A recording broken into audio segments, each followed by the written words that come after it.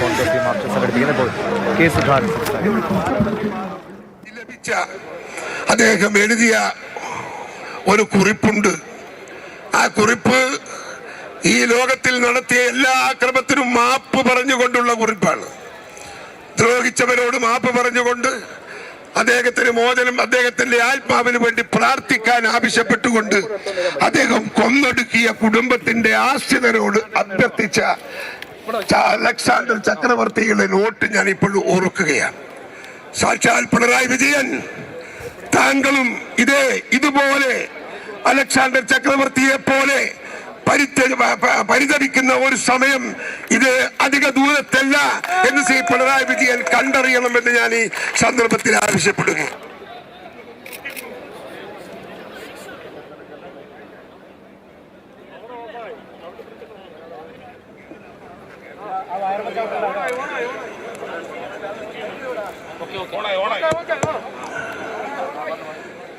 നിങ്ങളും ആ വഴിക്കാണ് പോകുന്നത്.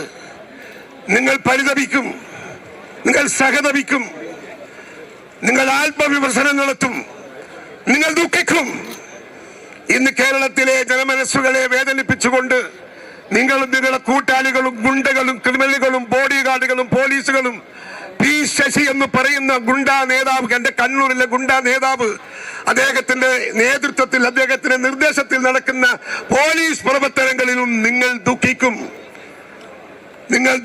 നിങ്ങൾ വ്യസനിക്കും, നിങ്ങൾ പരിതപിക്കും എന്ന കാര്യത്തിൽ തർക്കമില്ല എന്ന് നിങ്ങളെ ഓർമ്മിപ്പിക്കാൻ എന്റെ ഈ പ്രസംഗത്തിലെ ആദ്യ വാക്കുകൾ ഞാൻ ഉപയോഗിക്കുകയാണ്. എന്താണ് ഈ സംസ്ഥാനത്ത് നടക്കുന്നത്?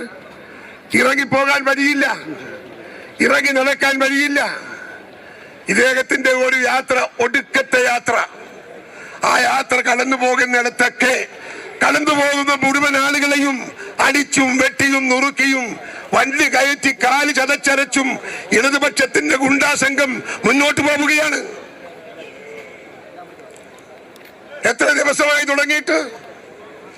എത്ര കുട്ടികൾ ആശുപത്രിയിൽ? എത്ര കുട്ടികളെ അറസ്റ്റ് ചെയ്തു? ആരെയാണ് അറസ്റ്റ് ചെയ്യുന്നത്? പോലീസിന്റെ മുൻപിലിട്ട് അടിച്ച, കൈയും കാലും പട്ടിച്ചവരെ പോലീസ് അവരുടെ പേരിൽ കേസെടുത്തവരെ അറസ്റ്റ് ചെയ്യുന്നു, അവരുടെ വീടുകളിൽ പോയി അറസ്റ്റ് ചെയ്യുന്നു.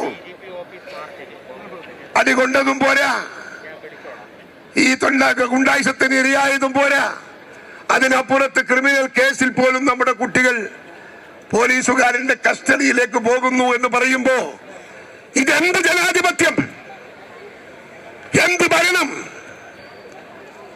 ഞാൻ ചോദിക്കുന്നു, കേരളത്തിൽ ഇടതുപക്ഷത്തിന്റെ മുഖ്യമന്ത്രിമാർ വേറെയും ഭരിച്ചിട്ടില്ലേ ഈ സംസ്ഥാനത്ത്? ഇതുപോലൊരു മുഖ്യമന്ത്രിയായി ഇടതുപക്ഷക്കാരന്റെ മനസാക്ഷിയോട് ചോദിക്കുന്നു, ഇതുപോലൊരു മുഖ്യമന്ത്രി കേരളത്തിൽ ഉണ്ടായിട്ടുണ്ടോ? ഇതുപോലെ ജനങ്ങളെ ദ്രോഹിച്ചൊരു മുഖ്യമന്ത്രി?